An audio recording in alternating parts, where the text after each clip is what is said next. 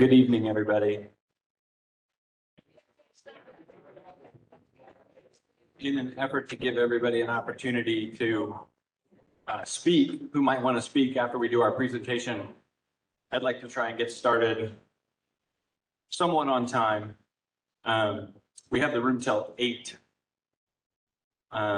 So the faster I get through the presentation, the more time we'll have to actually have a conversation, which is much more enjoyable than listening to me talk through 30 slides. So if you're here for entertainment, the 5th graders are playing basketball in the space next to us.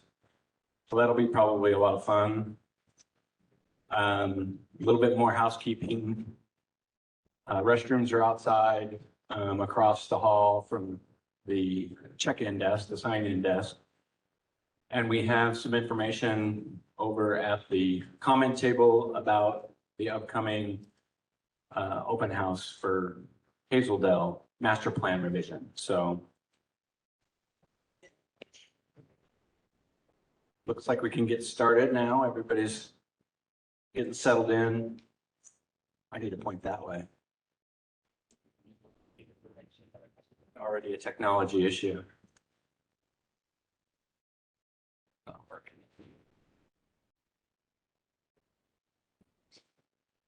You're going to have to drive.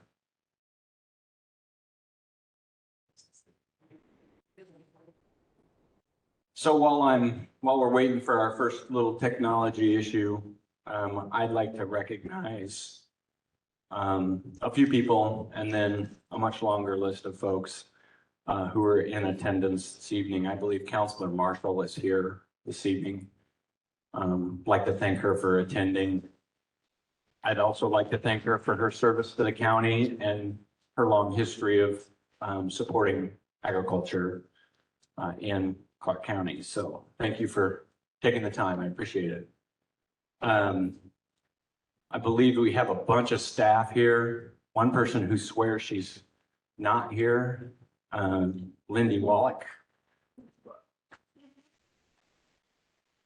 I'm doing this for Lindy this evening because she's not here. And I really appreciate all she's done, all the time and energy and passion she's put into developing the plan. So thanks, Lindy.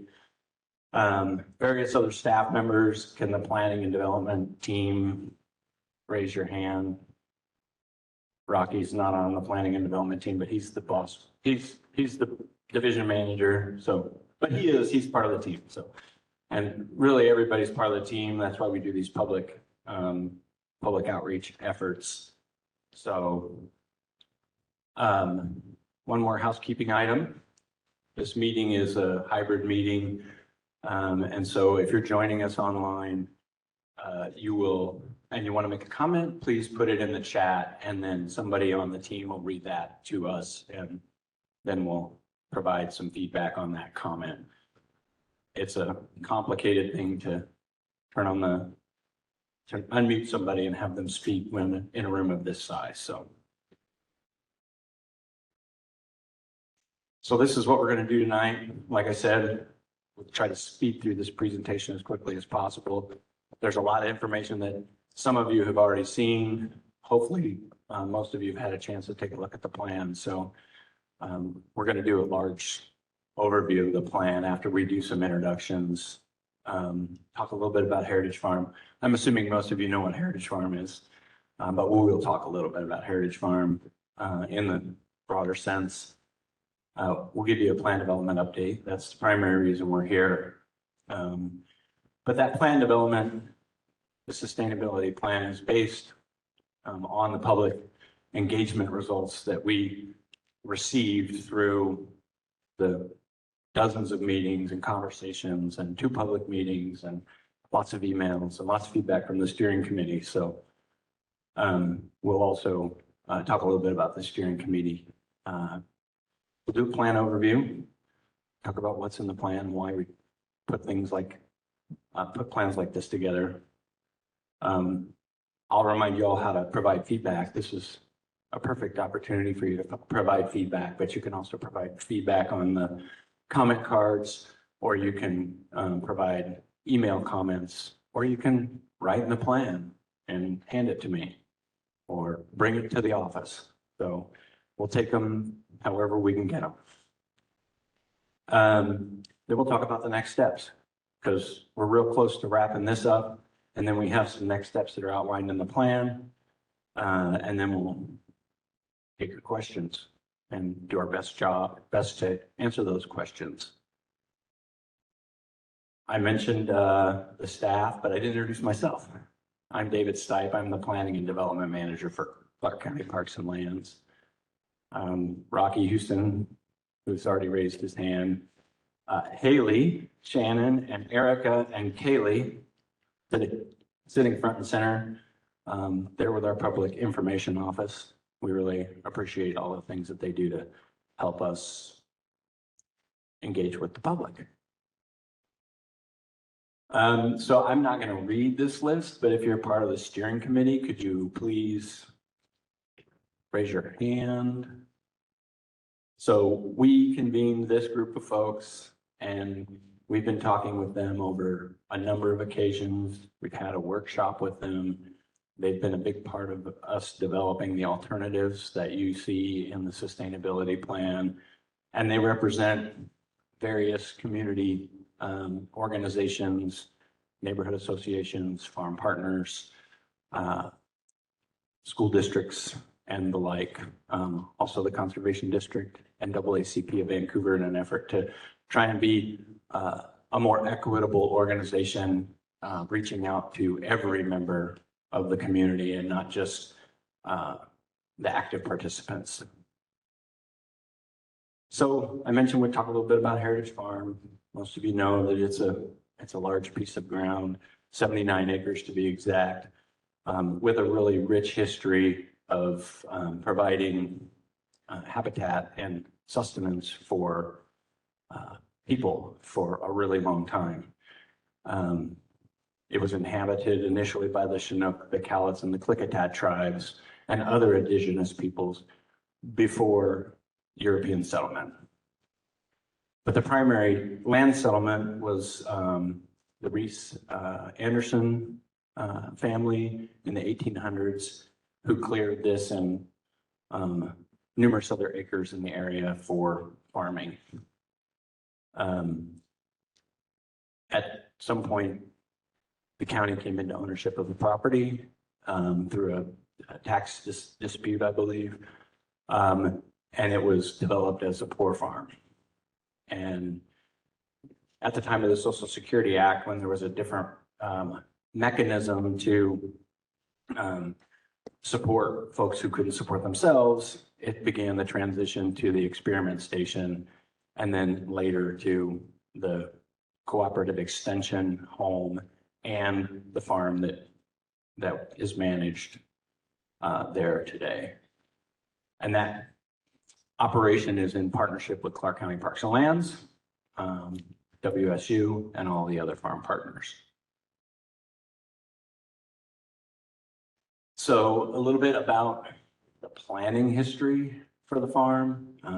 Since Parks and Lands has been involved, there was a master plan that was developed and adopted in 2010 that sought to preserve the agricultural heritage and nature of the site, but to increase public access. So that went through a very similar public process to the one we're going through this evening. Public meetings, public feedback, and then eventual adoption by council.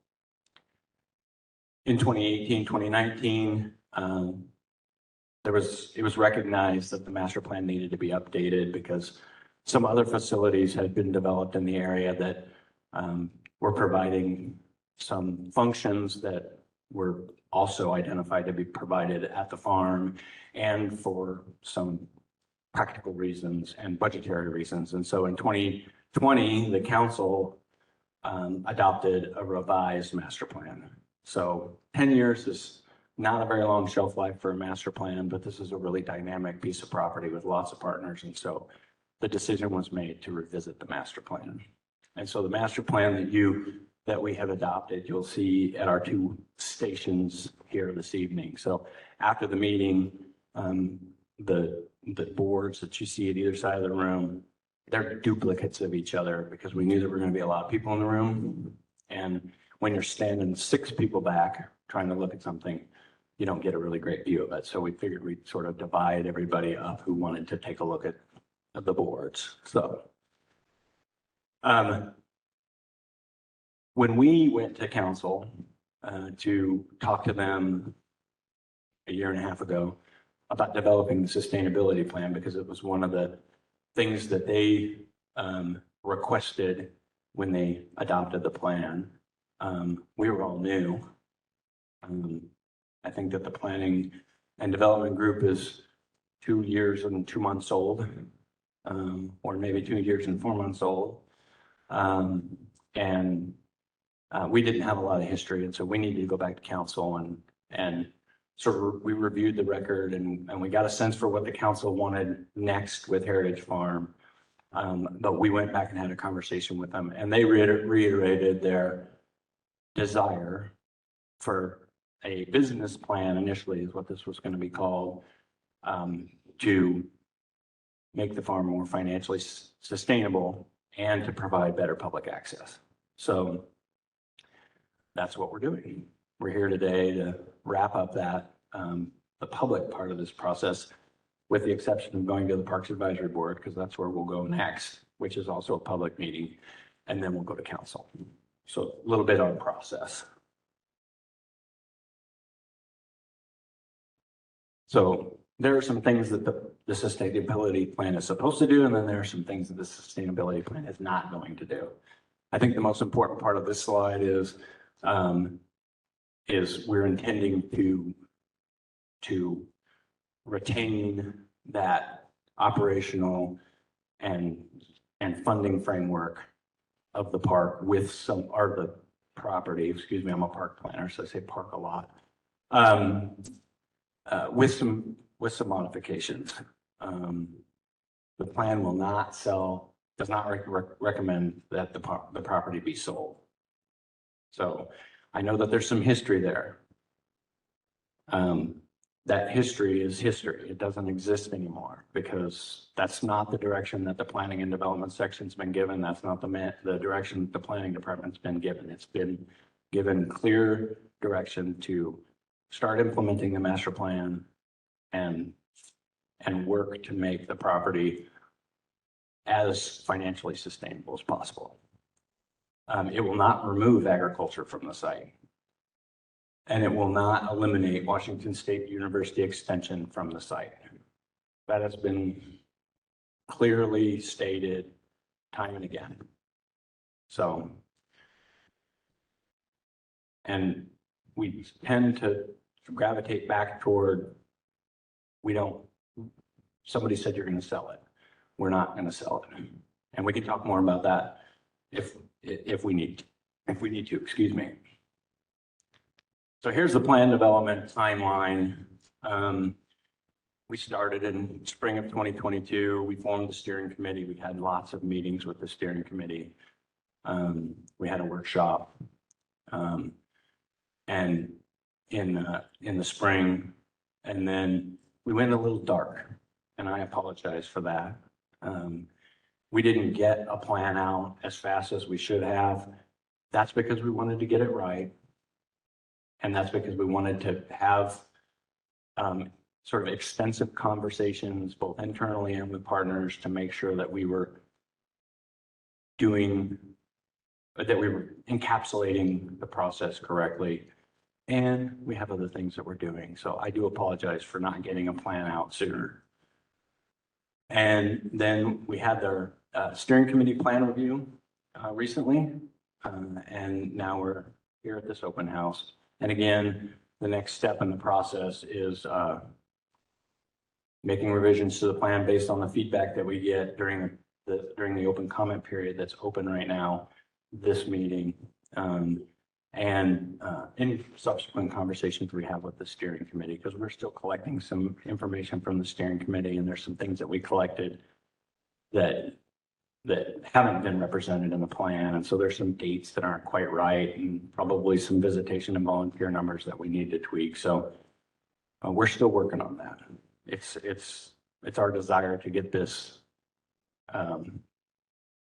as close to perfect as possible. So I've been talking a lot about the public engagement process. I've been talking about the steering committees, and this just sort of represents the things we've done to engage the public. The one thing that I haven't really touched on is the community survey. We did put a community survey up online. I believe we provided paper copies of it at the last open house to make sure that folks who aren't comfortable taking online surveys had the ability to participate in that feedback loop.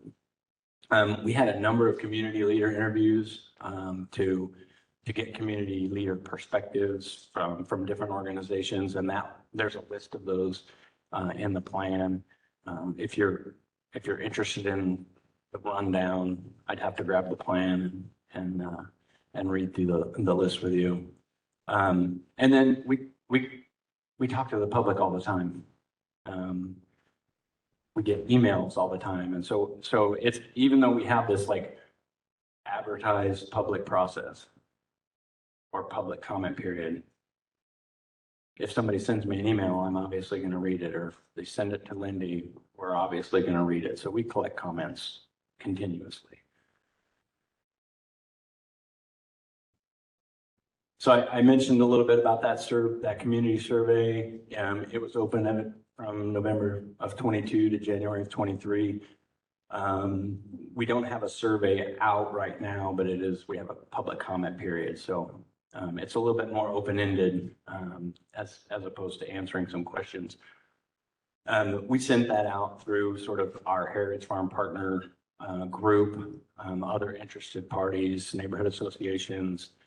It was also posted by our awesome public information office on our social media pages. So I don't have to pretend like I know how to tweet or post on a Facebook page. And we got 1,130 participants. I have only in my 25-year career done a public process for a project that got more comments than that one time. And it was when we were trying to conserve a piece of property from development. And so this is reflective of how important this is to the community. That's a lot of completed surveys.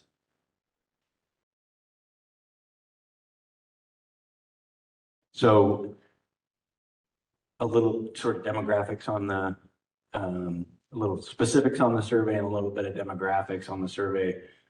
We asked questions about whether you're a visitor or whether you're involved at the farm, which of the master plan priorities you thought were important, and then the other elements up there. Again, just trying to get through to the time where you guys can talk to us, because this is only half of it, not even half of it. 65% of the people who participated in the survey were frequent users of Heritage Farm or frequent visitors. 35% were seldom or never had visited the farm. So that's also not very surprising. Some larger takeaways from the survey for the master plan improvement topic: 64%, and the breakdown for frequent users and seldom users is up there, was the number one. Outdoor classroom, some sort of shelter, was sort of the number one top item that folks would like to see at the farm. New greenhouses, which isn't surprising for a property that is so ingrained in agriculture. Interpretive trails, and parking. Parking it's not surprising to see parking on the list. Parking's on almost every list when we ask people what's needed at a site. New activities and programs. A lot of folks talked about a farmer's market here. It's a really intriguing idea. We might talk a little bit more about that later in the presentation or during the Q&A. more educational opportunities, public events, and some sort of farm-to-table business. A lot of these four-letter titles, forward titles there's not a lot of definition behind them. In the plan, there's definitions for some of these things. And in the plan for the preferred alternative, all of the definitions for the elements, the programmatic and cost recovery elements that are identified in the preferred plan are defined in the body of the plan. But all the programmatic and cost recovery elements, their definitions are in the appendix, and you'll need a magnifying glass. And we're working on that too, to try and make it a little bit more readable. On the funding front, there was lots of feedback on how we might fund this property and the operation of it. The one caveat I would put here is the county general fund, where 72% said that the county general fund should continue to be the primary source of funding. I feel like that's probably either general fund money or Metropolitan Park District money. And if you want to get into that accounting conversation, we could also do that, but we didn't have time. Private contributions is something that's frequently talked about. Those could also potentially include grants, rent on the farm plots, which we're already working on an equitable lease rate for our current farm partners, and then farm user fees. So also sort of loosely defined in its moniker. So here are some recurring themes. Basically, it's Heritage Farm should be preserved largely as it is, and just several different ways of saying it. Don't screw it up. I think it's probably the most direct comment. Better publicity of farm activities. We've received a lot of feedback that people don't know what all goes on at the farm. They don't know what things that they can do at the farm. That is going to continue to be something that we'll grapple with as we move beyond the sustainability plan, because staffing is always an issue, and you can only rely on volunteers for so much, and there's so much that actually needs to be done outside. And so Matthew is our new operations manager, who's Heritage Farm's main contact from an operations and coordination perspective. So we're working on some things with him. So thank you for standing up, Matthew. New facilities and activities should be considered for the Heritage Farm site without displacing the current uses. And that's the entire intention of the plan, is to not displace the current activities. It's one of the things that we will not do. We will not remove agriculture from the mix. New funding sources can be considered to support Heritage Farm, recognizing this is a public space that will always require some public funding. So we've come to that conclusion. I think that in our initial conversations with the steering committee, we had part of the steering committee group that really wanted to know, well, what does cost recovery mean? And there's no way that we could expect to recover 100% of our costs. We just don't operate like a business. And so the expectation is to do better than we currently do. Do it more efficiently, maybe do it with a different color of money, because we have different funding opportunities, different sources of money, and we may get into that a little bit this evening. So this talks a little bit about the organizations that were represented on the steering committee, the Clark County Council Chair, WSU Extension, the school district, Clark County Parks and Lands. Obviously, we were involved. The farmers market, we did as part of our interviews with groups, we talked to the farmers market.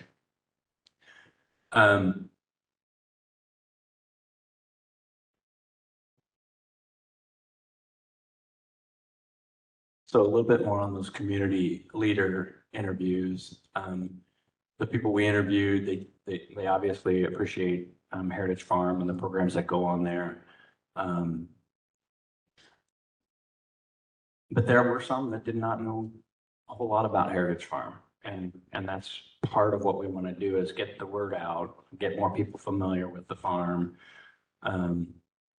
get more people at the farm.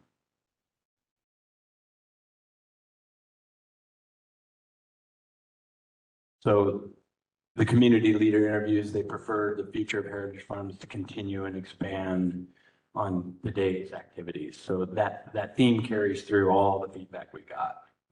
We haven't gotten any feedback that it should be something entirely different. It should be ball fields. It should be anything other than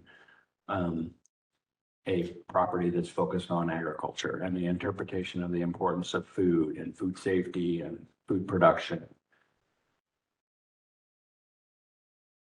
And so they also felt like they supported the idea that we would move forward with the council's recommendation to implement the master plan, increase public access, and improve the financial sustainability of the farm. All right, finally, got away from background. We'll talk a little bit about the plan overview. This is probably a part of the presentation that I'm a little bit more conversant on. I apologize for droning along on some things and some of the pauses, but I've been involved, but largely in the background until this point.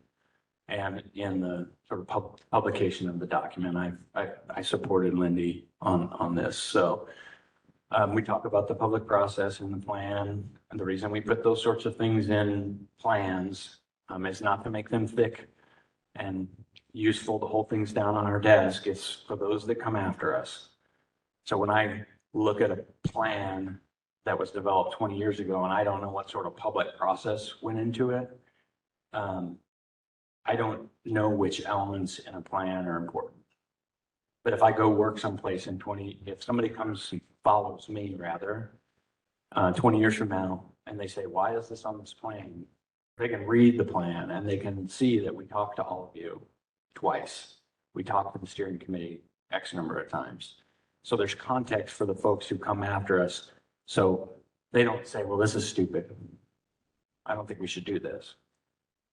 They get the sense that it went through a public process. So we document that for that very reason. We wanted to understand the context, the cultural history of the property. We wanted to look at the past planning and studies. So there's a number of studies that were referenced. The Metro study was reviewed. As part of this, we did what I would call a financial analysis light. It's a really complicated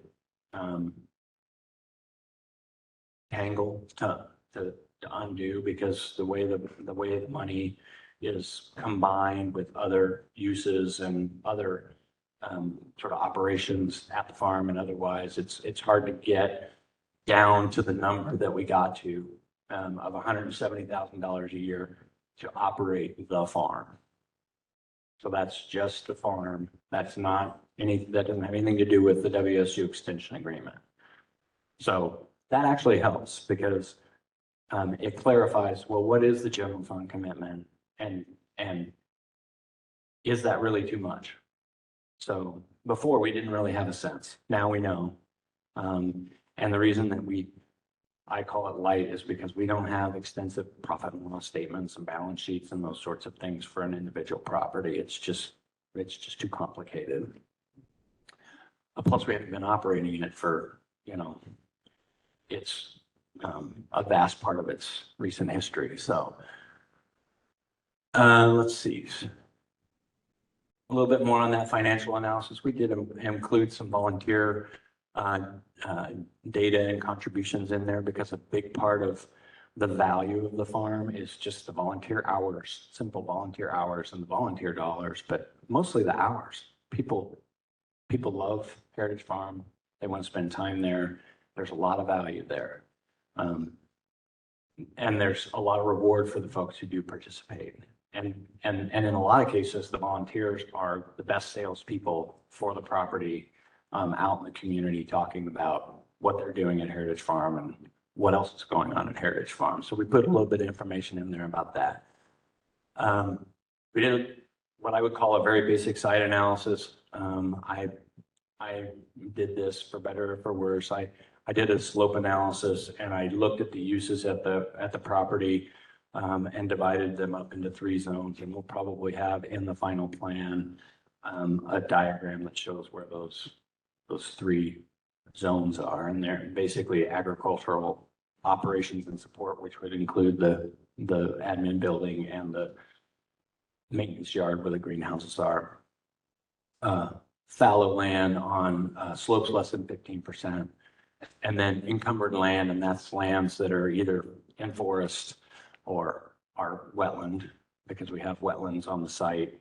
The cemetery, it's encumbered. It can't be used for anything other than interpretation. It's historic. So that's what the term encumbered means. There's limitations on it. Topographic constraints, pretty much represented in the sort of zone 2 zone 3 is also the slopes over 15%. So there's some complications in using those for farming activity with the current type of farming that we're doing. We could expand our farming to include those slopes if there was a demand for more land, but we have a lot of unused land to capitalize on first for farm expansion. We considered the surrounding land uses and as a planner, which I am, compatibility always comes into play when you're talking about land use and site improvement. Is the proposed use compatible with the surrounding uses? It's dealt with in community development all the time. That's how zoning takes root. And then the agriculture production feasibility, we had a brief conversation with an ag economist and an agriculture specialist through our relationship with Consort, who helped us with sort of our initial public involvement to talk about the feasibility of farming and what kind of farming we could do on the property, given the soil, the topography, the size of the property, the surrounding uses, all provide opportunities and challenges. Plan alternatives, we came up with basically 3. Those 3 plan alternatives were winnowed down from 8. And the third is an amalgamation of 6 of the 8. So the steering committee met in that workshop and they developed 6 alternatives, and the diagrams that you see over here, the boxes, much like a park map where you would say, okay, this park has a picnic shelter, this park has trails, represents the selections of the programmatic and cost recovery elements, and it's also in the plan. So alternative 3 is that amalgamation of the 6 alternatives. So if a majority of the steering committee options had a programmatic or cost recovery element that through our internal conversations, we felt we could implement, and that it supported the guiding principles that were established as part of this process, then it became a part of alternative number 3. So, but I'll back up to alternative number 1.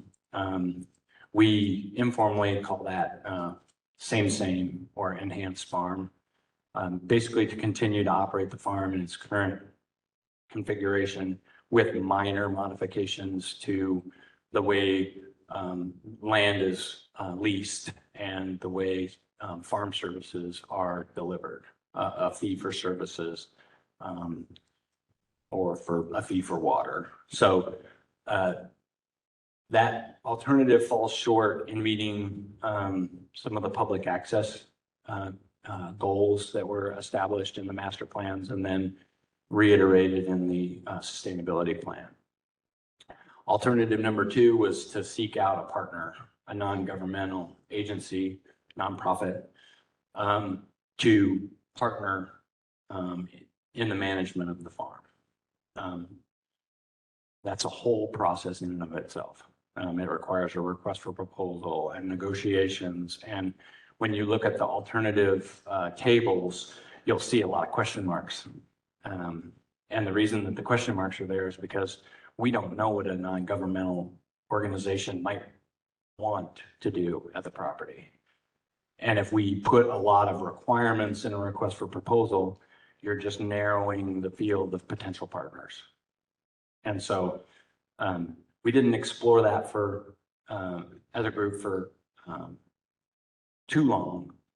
It generally was agreed on by the steering committee that there's nobody that we know of currently that has the capacity to come in and operate the farm so it meets all the guiding principles and meets the goals of the master plan without continued county support. That doesn't mean that we wouldn't do it if somebody walked through the door and said, we got this, and they demonstrated that they had the financial capacity to do it. It's just not in this plan considered a feasible option at this time, knowing what we know. That brings us to alternative number 3, the preferred alternative. It's basically it's an amalgamation of those 6 alternatives that were developed at the steering committee level. So the steering committee, they self-selected into smaller groups, and a couple people did it all on their own. But most of it was a 2 or 3 person group that did a little workshop and reviewed the definitions of the programmatic elements and the cost recovery elements and selected. They built their own Heritage Farm 2.0.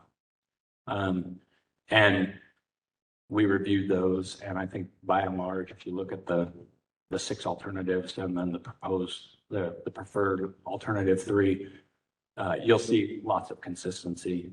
There may be 1 or 2 things that we've added because they're in the master plan, and we feel that it's necessary to meet some of the public access requirements. But largely, it represents, I feel, what the steering committee feels is most viable at the farm moving forward to meet the guiding principles, which I keep talking about. And for some reason, we don't have a slide in the slideshow with the guiding principles. But I'll get a plan and I can read them to you. It meets all the goals in our opinion. And the plan seeks to explain why we think it meets all the goals. So when we go to council and the council says,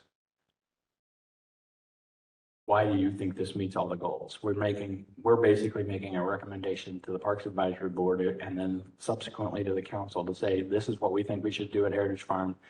It meets the goals that are in the master plan. It meets the direction that you provided us by doing these things, making these improvements, making these changes. And so that's why it's the preferred alternative.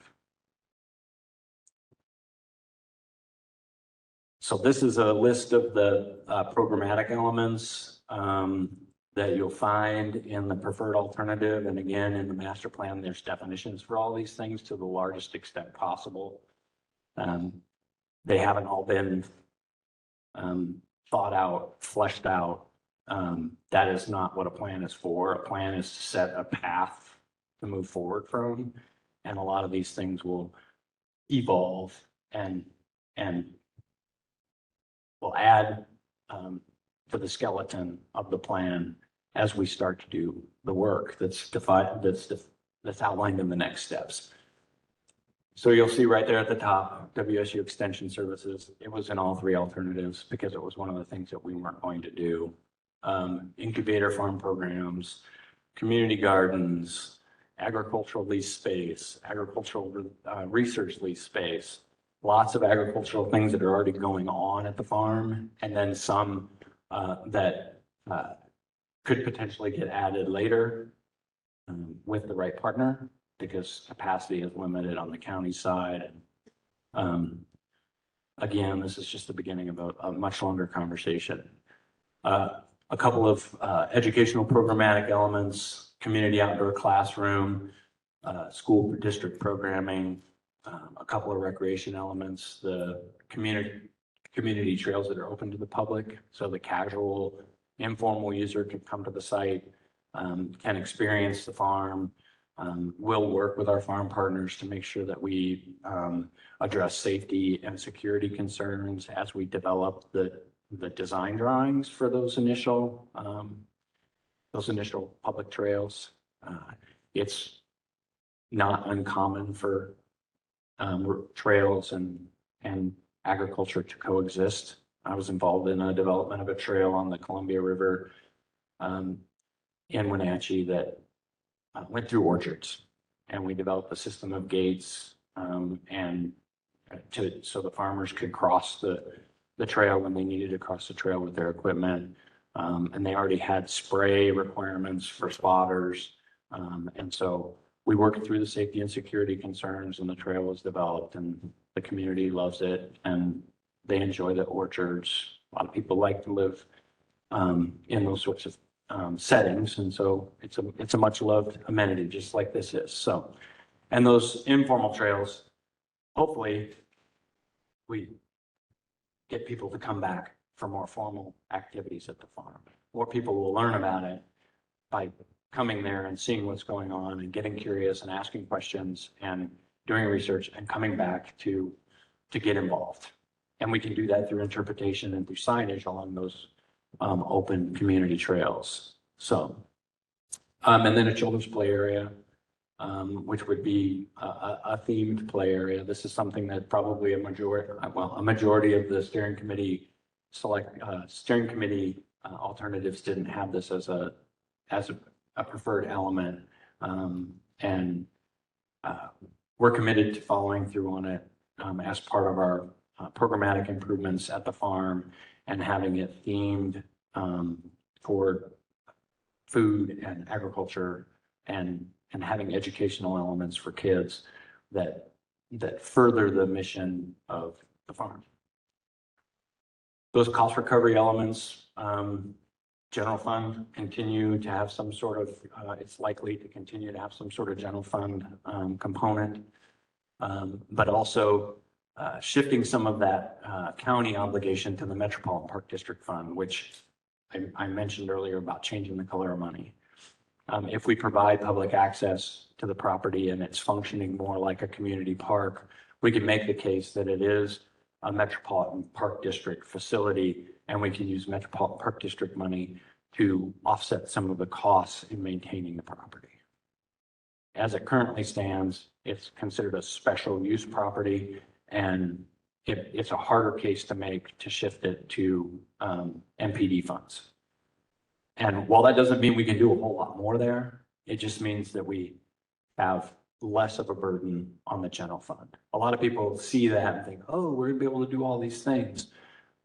Well, we already have a capacity issue in the Metropolitan Park District from a maintenance perspective. This just changes the color of money. So we make the case that we can use MPD funds and have less of a reliance on the general fund. Lease adjustments, we're already working on those. If you have questions about it, we can answer those questions, but I believe that the leases for all the current plots that are in use out there are just waiting sort of and they're in the signature pipeline, I believe. So the leases were adjusted to something near market rate, which I'm not sure whether it was adjusted down or not. Fee for farm services. So if you need a field plowed or you need water, there could be a fee associated with that. So we have one farm operations specialist out there. Currently, he does lots of things. And in a lot of cases, he's doing things that are probably not Clark County Parks and Lands related. And so we need to do a better job of tracking what he's doing, and in some cases, recovering some of those labor costs and equipment costs and water costs. Friends of the Farm fundraising, that's a thing that's ongoing. There's lots of ways to build capacity there. Lots of things to talk about in that realm. Grants, donations, revenue percentage of sold items. I know that the Mother's Day plant sale, the county, I believe the county receives a certain percentage of that, but are there other opportunities to build relationships that way? Obviously donations, educational institute partnerships. That's another potential, but it's a little bit more challenging because a lot of educational institutions are in the same boat that we're in. There's just not a lot of spare money. One item that is sort of continues to be an item in that cost recovery elements category that is sort of specific is the leaf litter composting and sale program. We'd like to explore the potential of expanding the composting to a program where we would accept compostable material and turn it into a sellable product with a partner. So finally, next steps. Right at the top of that list is to improve the relationship and the communication lines with the existing farm partners, but also with the public at large. Get more information out about what's going on at Heritage Farm. Talk to the partners about what's going on in the capital plan. So we have a capital plan where there's money that is set aside to do some of these public access improvements. Talk about schedules, talk about safety and security. So talk, build relationships, build trust. We want to expose the farm to everybody in the community. So our inclusion and equity lens that we're looking at our park master plans through, we're looking at Heritage Farm through that same lens to try and make everyone feel welcome. I mentioned trust. It's right up there at the top. Continue to explore farm partnership relationships as they relate to the guiding principles. So if a partner comes to us and they want to do something at the farm that furthers the guiding principles, supports the guiding principles, meets the goals and objectives of the farm, then we're all ears. I mentioned the land leases being finalized, developing a fee for service program, analyzing the current cost sharing and operations relationships between the county and farm partners. We're doing that as we speak. Well, not as we speak, but develop a first phase of public access improvements. We'll talk a little bit about that if you'd like. We anticipate some sort of a recreational trail with some interpretive signage sometime in 2026, 2027. The exact location is being explored right now because there's some feasibility issues. The wetland project is, if you don't know about the wetland project, Cougar Creek is going to become a much more functional wetland. It's not going to be reed canary grass. It's not going to just be a ditch. It's part of a clean water project.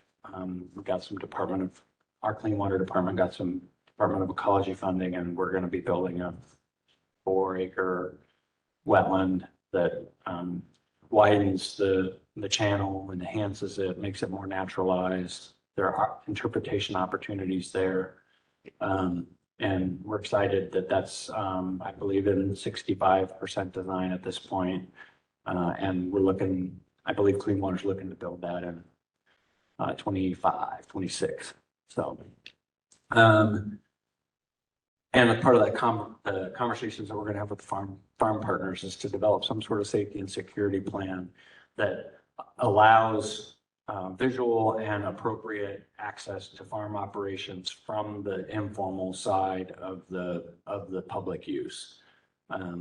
Appropriate access points, whether they're gateways where someone is met by somebody at the farm to take a tour, whether there's opportunities for folks to be on the property inside the farm perimeter. Those are the things we need to talk about because the safety and security is the thing that we're concerned about in everything we do. So explore additional revenue options such as the Vancouver Clark County Leaf Litter Composting and Sale Program. That's what's up next. So you're here at the far end of the far end of this arrow. The public comment period runs through February 23rd. Parks Advisory Board meetings in March. I was right, Sue, March.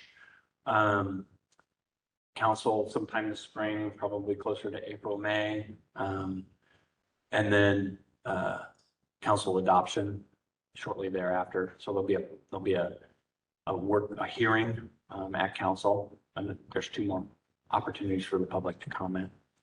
What about SEPA? SEPA would not be necessary for this kind of a plan, but it will be necessary for any sort of development plan. So we're not proposing any in this document. We're not proposing any improvements. We're talking about management and operations and a path forward. And so SEPA will be addressed when we do our first phase of development. So, and then we begin implementation. How to provide feedback.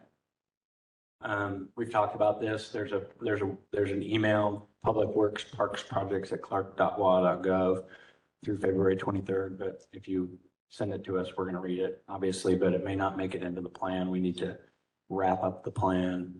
Or you can send Lindy an email. I have business cards if you'd like to send me an email. Lindy's not doing this presentation because she's going to be out of the office for a few weeks. And so I'm happy to take email in her stead.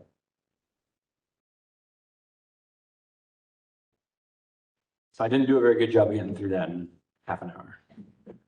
But we're going to take some questions and provide some answers and just straight up feedback if there's not a question. So if you want to provide feedback, raise your hand. We're going to try our best to limit this to a minute so everybody gets a chance to talk. I mentioned earlier that we have the room till 8 o'clock. And so Michael is going to do the ushering of the microphone to you. So. Can you give us an idea of what one of your guiding principles are? As you said that there's no slide and you could pull the plan out, but it seems to me guiding principles are very, very important. Yes. Based on everything you're wanting to have people participate in. Justin, can you grab me a copy of the plan so I can read the guiding principles? The guiding principles in the plan pretty much reiterate the guiding principles that are in the master plan. And then they add the public access and the financial sustainability piece. So it's, is that the executive summary? That may not be in the executive summary. I don't have my glasses.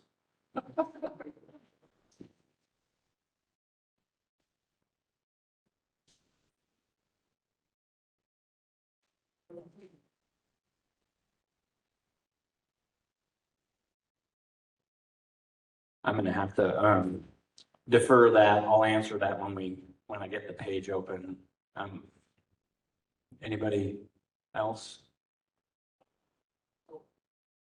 Oh, you have the guiding principles. We were just gonna. Thank you.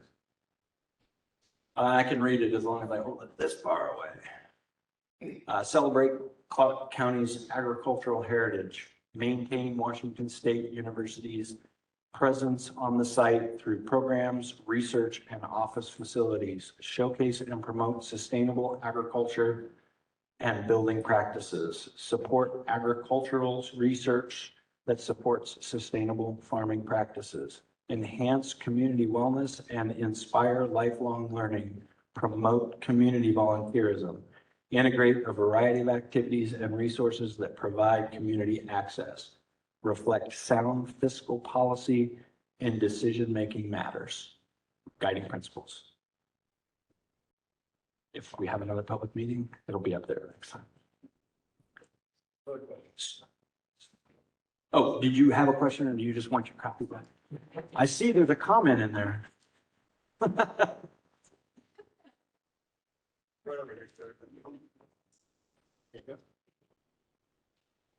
Could you elaborate about this Metropolitan Park Fund? As I understood, there's Metro is in Portland. I know what that is.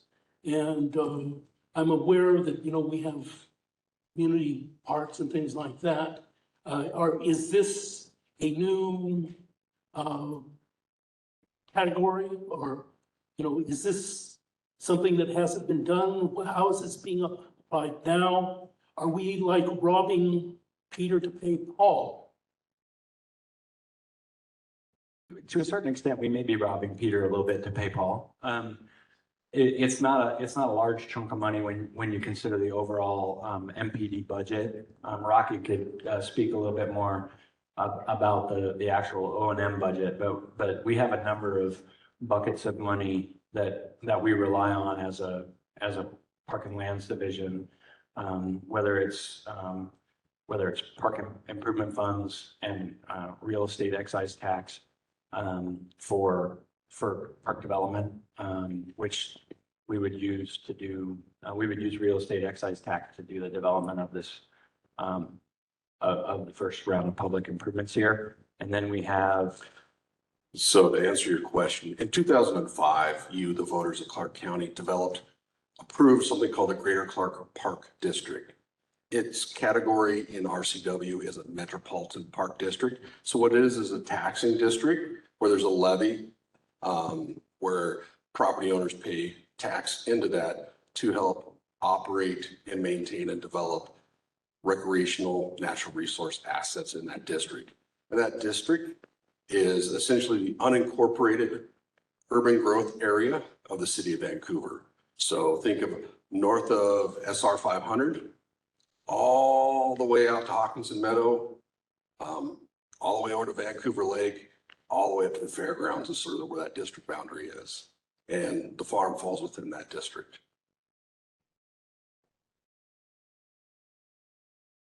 Was there another component to your question that? This is kind of new. I asked what programs are presently being funded. I know the open space program is similarly funded for this green program. I was wondering what else is being funded by this Metropolitan Park Fund at present. Is this something that you were inventing? Inventing? No, it already exists. The Metropolitan Park District and the excise tax exists. And the funds are currently being used to do maintenance and operations at all of our community and neighborhood parks. Any park that's within the Metropolitan Park District or serves the Metropolitan Park District relies on the excise tax for its O&M. So our parks outside of the Metropolitan Park District are general fund properties. So like Louisville Regional Park and Lacamas Regional Park, those properties they don't fall within the Metropolitan Park District, so they're in a different bucket of money.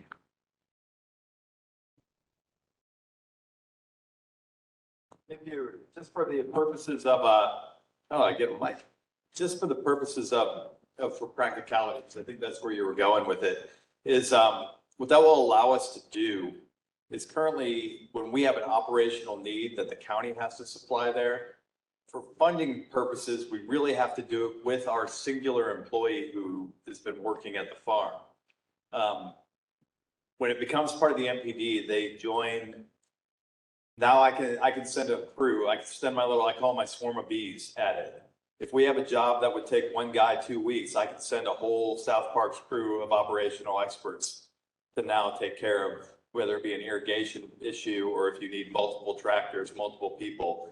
It'll actually cost about the same, because you'll have more people doing the same job in a shorter amount of time, if that makes sense. And that's one of the biggest benefits from an operational perspective of it. I can yank my guys who are working on Hazeldale Park just to come up over the hill as compared to currently, they can't do it.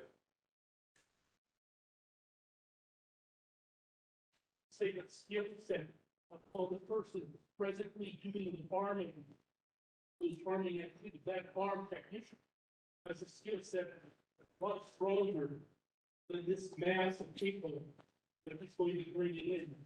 We have a number of equipment operators that would be able to operate the farm equipment. We have, I don't know, there's like 45 employees and a lot of heavy equipment operators. They may need to learn some specifics about operating the farm equipment, but they can operate heavy equipment. And having more people to do things like just simple mowing frees up the farm specialists to do the things that are more farm specific. So there is some benefit to having more manpower as long as it's applied appropriately. I'd like to comment just briefly about the aspect of the community awareness of the farm and the friendliness of the farm. I have lived right next door to the farm for 9 years, and last year was the very first time I ever set foot on the farm because it is so forbidding looking. There is barbed wire on top of the fence all the way around, and I was asked to leave. And I was appalled. It looked like a prison farm to me. So I think that is something that could be remedied rather quickly and easily. I think your experience is at the heart of council's desire to increase public access at the property, and I'm sorry that you had that experience. And so our goal is to make it more welcoming, and at the same time, provide the security that is currently in place there for the farm operations part.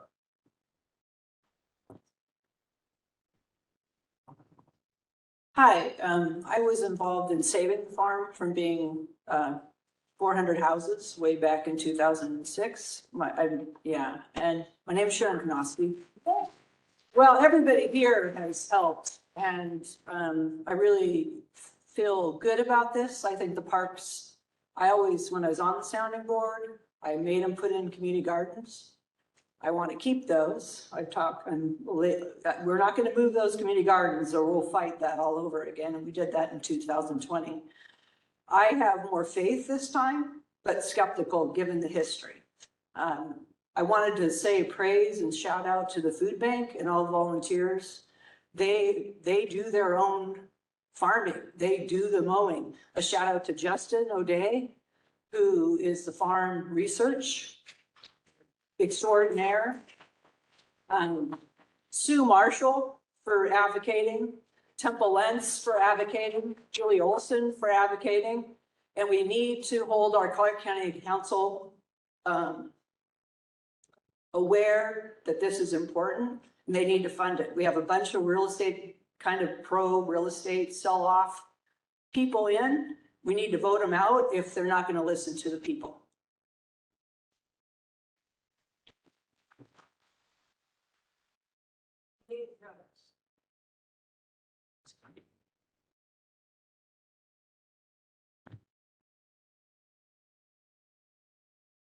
Thank you.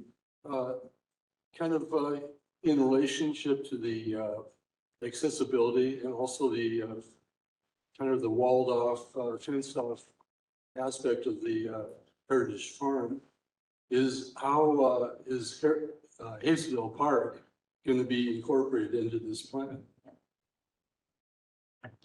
So that is a really good question.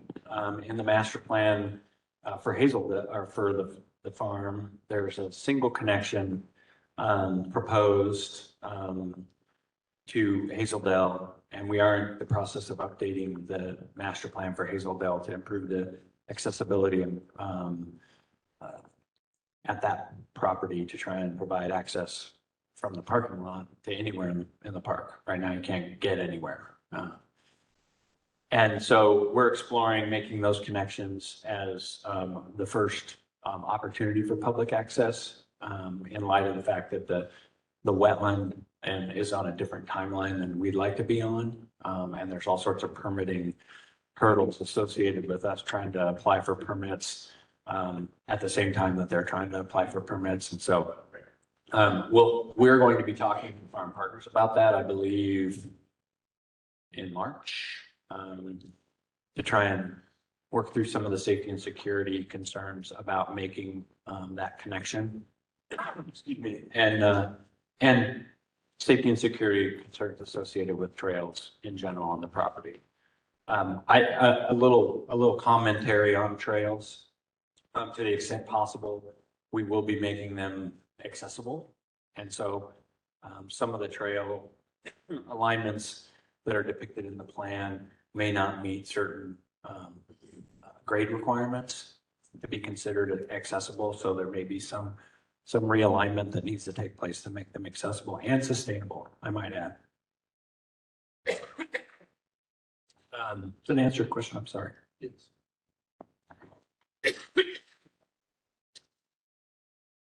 Good evening. My name is Joe Zimmerman. I'm the former farm operations manager at the Heritage Farm. And I want to start up with a little phrase I want to share with all of you. The phrase goes like this: farming's easy when your plow is a pencil and you're 1,000 miles from the cornfield. That was Dwight Eisenhower said that. A young Kansas farm boy who spent hours staring at a horse's ass cultivating corn, okay? I want to follow up on what this gentleman right here said. And caution you, you had mentioned, about, hey, if you need, operations, tractor drivers and stuff, you can send your swarm of bees. I got to caution you, it is the year 2024. It is not 1950 anymore. When I was the Heritage Farm, farm operations specialist, I have to admit, I probably didn't make a lot of friends at times. Because there were some people, I'll give you a great example. If it was pouring down rain, they'd say, hey, I need that field cultivated. I'd say, no, can't do it. It's too wet. You're just going to make compaction, Okay. What I'm getting at, of course, is I just want to caution you and offer all of the opportunity to, to learn from the ag community in Clark County. I can't stress enough the importance of soil conservation, good farming practices, things like that. Yeah, and I think you guys get it. You get it. It's really easy to just say, cultivate that field. Well, hold on. There's more variables to it than that. Okay. One of the things I ran into, and I won't waste too much of your time here. One of the things I ran into was some people would say, I want you to cultivate with this particular piece of machinery because that's the only piece of machinery I know how to use. I want you to use a rotavator. Hold on, rotavator is the most expensive tool to operate. And if you wear it out, then it's broken and now it's useful for no one. Guess what happened this year? They used the crap out of the rotavator, they broke it, and it sat broke for most of the year. Going down going too far down that road, but I want you guys to just be aware, there's more, there's more to the Heritage Farm than just, oh, there's a need, fix it. There's always the, why or how has to be considered. So I just want to encourage you guys to know that there's more to the operation than that. So thank you. Thanks, Joe. Hi, my name is Anna. I'm new to the Heritage Farm. I'm a master gardener and I took the course there and have really been around the farm. I just love the farm. And I'm really sorry that it does look a little bit imposing when you don't know what goes on there. I thought the same thing before I went there. But now that I've been over there, Sandy and some of the people that rent spaces over there have had a lot of theft, a lot of damage. I wasn't around when this stuff happened, but there's been a lot of vandalism at the farm. And so that's why it's not open and as accessible to everybody as one would like it to be. Unfortunately, there's bad actors in the world And when they come and steal things that you need to do the job, you don't have things to do the job, you know? So anyway, that's just an explanation. I think it's great that they're trying to make it more accessible in a way that is also protects the farming, because the equipment is really important and like that. So that's it. Thank you. We have more time. More feedback. Pete Dubois here, and I'm just curious in terms of between now and February 23rd, this is our comment period, correct? Yes. And you're looking for public comments. If you could just speak to how best to be effectively heard and what of those three areas, you mentioned the funding and programming, I can't remember the three key things we were trying to accomplish. Are they equally weighted, or is the funding the biggest issue? We've got a bunch of volunteers, a lot of folks who are interested that I can reach out to try to get comments. So I just want them to be as effective and give information that's going to be received. We haven't weighted anything. Our plan isn't quite that sophisticated. I believe that we can meet all the guiding principles and actually enhance the farm, enhance awareness of the farm, if we continue to have conversations. And so the best way to comment is through the emails that we provided. And again, I can provide you with my email, but I believe it's Public Works Parks Projects at clark.wa.gov, if you can go back to that slide. And we're reading all of those, and we're trying to reply to all of them. If they're just general comments, you might get a short response. Thank you for your feedback. If there's specific comments or questions, we're going to do our best to answer all those to the extent possible. If they're really complicated, far-fetching, comments. It's hard to comment on something that isn't related to the plan at all. So at this point, the plan is what we're seeking comments on.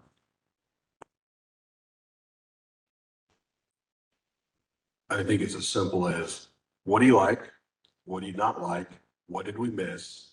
What ideas do you have? It's just that open-ended sort of engagement that we want, so that we can review all that and make screeching noises, and make it a better product. And that's our ultimate goal.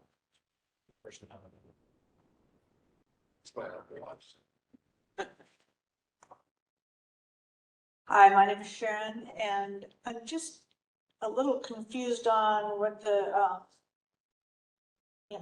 lists. How do we work the lists? Is that part of what we want to comment on, or is that going to be in the proposals and all?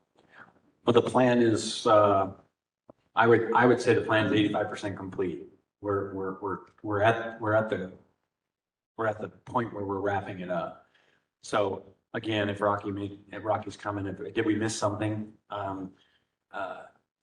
Those are good comments to have. A little bit more commentary on what priorities might. That's you.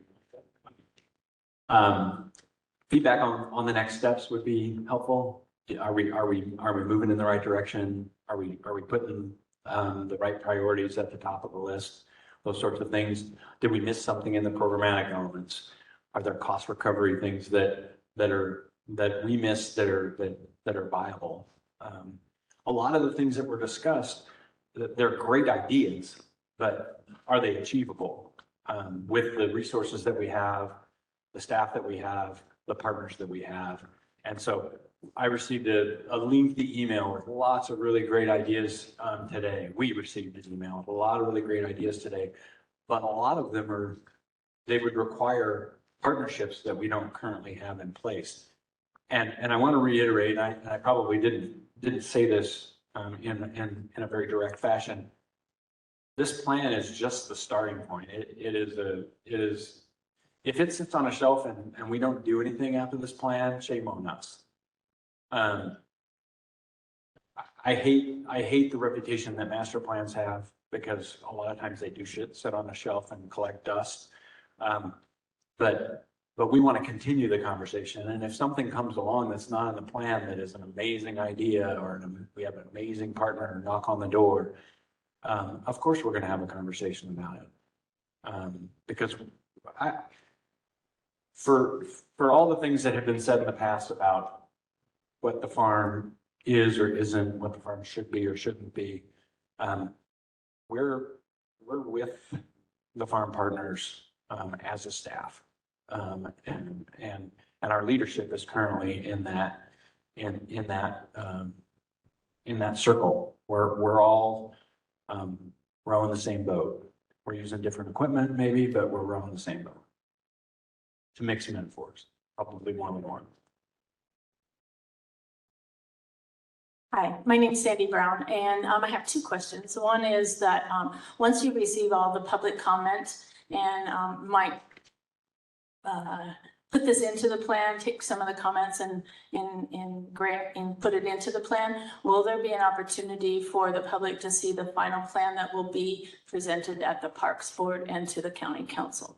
It will be a part of the agenda, and it will be posted with the posting requirements. I think it's 7 days before the Parks Advisory Board, the agenda and the presentation material. Well, the agenda and the documents need to be put on the Parks Advisory Board website, and we'll route that when it comes out. We'll route it to the folks that we have on our interested party email list. We'll route it to the partners. We'll route it to the steering committee. And the Parks Advisory Board is another opportunity to comment. The council hearing is another opportunity to comment. There will be a public comment period at the hearing. When we go for adoption, that's when there's we're pretty much done. So Right. So understanding that there's 2 more opportunities for public comment, it would just be nice to know if there was changes to the plan from tonight till those meetings. And it sounds like it'll just be posted on the website. yes, and so what we did for the steering committee, a copy, after they did their review, we highlighted the changes. So if they were editorial, if they were substantive, we highlighted them. If it was because we found a typo, we didn't highlight that. Or if we did formatting changes, we didn't highlight that. My second question is about the future. Once the sustainability plan is adopted and we move forward and you start making changes or moving forward on that plan, how will that be communicated to the community and what involvement will they have at that point? We will keep the council informed. And so there's a public forum for that. We'll keep the Parks Advisory Board informed. We'll keep our farm partners informed. And so there's sort of formal and organic ways that the information will get out. We'll continue to maintain the interested parties list. And if there were some sort of substantive change, we would likely communicate it. But if it's following through on the next steps that are outlined in the plan, the best place for you to find that would be when we're putting the draft capital improvement plan together. It's like, okay, did they put any money in the capital plan for Heritage Farm? I'm already working on the 25 to 30 capital plan. So that'll go to Parks Advisory Board sometime in the fall. And we'll be working with our public information office to get that out through all of the unique ways that we can get it out to the public. Just a quick question. This is Christine Perry. Just to add on to what Sandy had said. So you said that there's going to be formal for their advisory and then the informal. Are you going to be keeping the Heritage Farm Advisory Committee? I'll let Rocky respond to that. So the Heritage Farm Advisory Team is a advisory team that was appointed as a thing by council. There is a process that's gone through and there are recommendations awaiting through that process. So the intent for the county or for staff is to, once we get those appointments, to have that formal advisory team, much like it has been since 2010, and continue that in addition to the other processes. And always, Matt, call Matt. I want Matt to say, why do these people keep calling me? Matt Baum. He's the only BAUM in the house. So we're working through that process, and sometimes anyone who's been part of government, things go very quickly as we try to get things done. Yeah, yes. Yeah.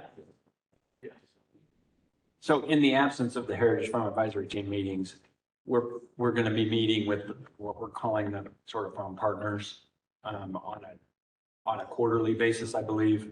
So, and the topics that we're going to talk about at the meeting in March are the and sort of farm operations update, sort of the usual things. And then public access improvements. We'll have a little listening session to talk about safety and security and talk a little bit about the opportunities from the Hazeldale side that we're exploring. And we continue to have farm partners, sort of semi-annual gatherings for planning the development plans and after we harvest, so that we can kind of make sure things are set up right. And right. What's broken? It's not like, that wasn't meant as like a way to, long distance, like break up my email. Like I still be.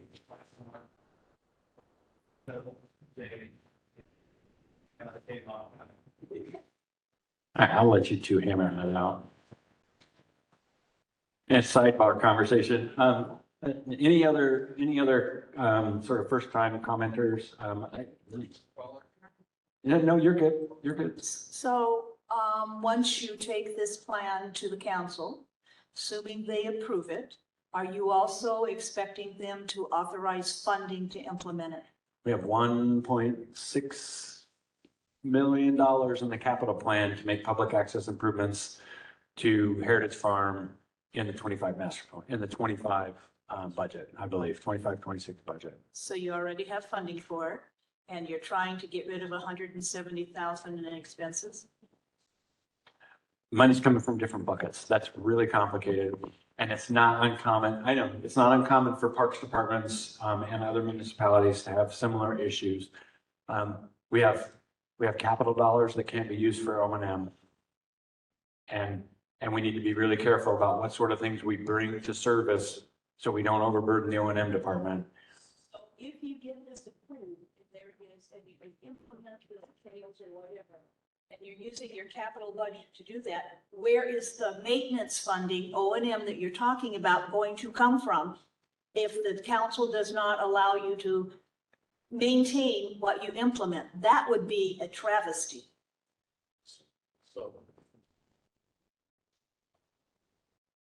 I will try not to screech. So we're not trying to get rid of an expenditure. We're trying to put it into a different bucket. So I don't know how many of you have been watching the general fund budget forecast over the next 6 years. It's going in a direction where there's more expenditures or requirements than there are revenues. And so what we're trying to do is through this plan is think sustainably is how do we keep the farm what the farm is? And one of those ways is looking at different buckets of money. So we're gonna go talk to mom instead of dad to try to get some milk money. It's a bad analogy, but essentially it's the different colored money to where we can continue to do the work we are and continue to look at different other avenues that we haven't explored to continue to be more business-like and cost recovery. I'm not saying we're gonna get 5 cents on the dollar, but just continue to look at every penny that we can so that we can continue to provide those services. And when council has to make really tough decisions, we're already lined up to where we're already softening any blow in regards to general fund utilization at the farm. So the O&M requirements at the farm and at other properties is a topic that we talk about regularly. And And we are like every municipality where we see increasing costs and decreasing revenue. And so we're working on that, and it stretches far beyond Heritage Farm. And so the capital plan represents a vision for implementation of new facilities and replacement of older facilities so they're easier to maintain. And it's a real delicate balance of numerous sources of funds. So I'm very mindful of it. Thank you, though. Anybody else? There's a few online questions, so last call for in-person, and then we'll move to online.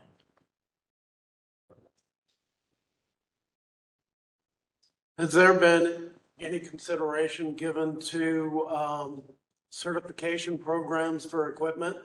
I think I just felt Joe shudder, but so that volunteers could operate some of the equipment and offload some of the workload. Great question. Utilizing county equipment from volunteers is always a tricky situation that brings risk and other people involved into that. There is other WSU equipment there that they have their own processes for that. And so good idea. We'll look at it. I will say that it's always hard. I used to do a lot of trail work and work with the federal government, and you had to get 16 hours of training to be able to do volunteering. And gosh darn it, I only had 16 hours a year to do volunteering. And so I got trained up every year, but was unable to actually do the real work. So that's a concern we always have. Do you want to ask the online question? I'm sorry for not checking earlier because we have 3 minutes and. Okay, we'll touch on two of them. So the first question, the conservation easement and legacy lands was mentioned as being layered in the stack of guidance with the master plan and sustainability plan. Can you explain? Well, every good cake is layered, right?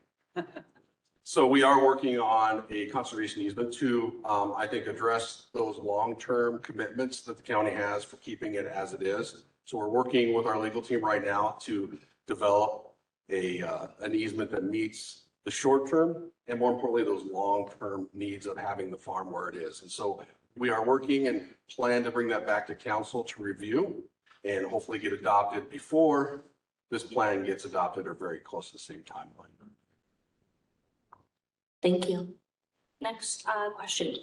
Would the community outdoor classroom concept be only available for those school districts in the Metropolitan Park District like Vancouver School District and Evergreen School District only? The Heritage Farm is a community asset and a county asset. So any school districts, please contact Matt Baum and we will work through the process with the Heritage Farm advisory team to look at what that programming and the scheduling would allow. Thank you. If we use public funding to develop the outdoor classroom, it will be available to the public.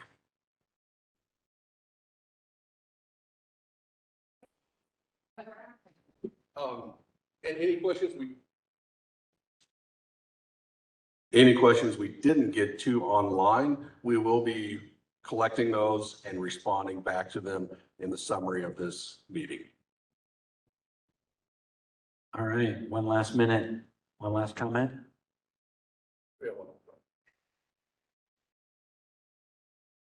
Just a very quick comment. It's great to hear about all the planning, the time and effort that's being put into this whole thing. But obviously the proof of the pudding is going to be whether it gets implemented properly.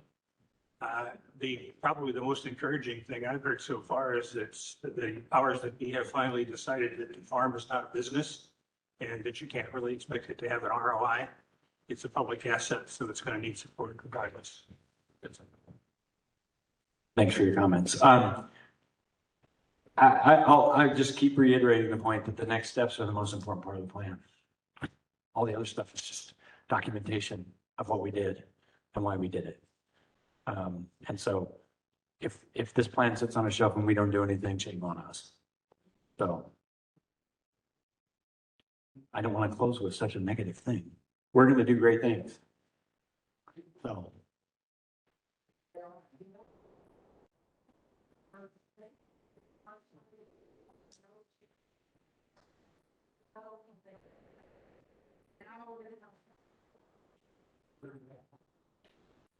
Thank you for the kind words and thank you for attending this evening. I know you probably had better things to do, like go watch the fifth graders play basketball.